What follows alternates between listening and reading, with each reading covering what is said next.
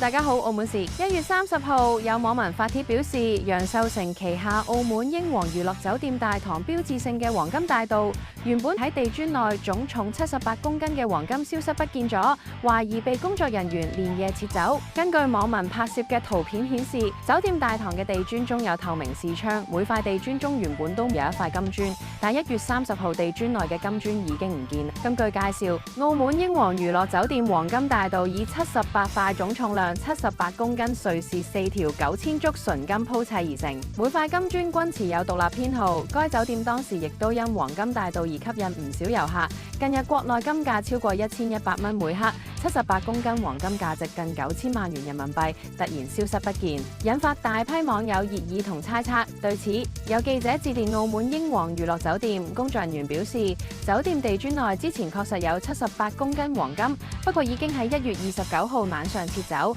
係酒店內部裝修需要，原因同金價無關。澳門市綜合報導。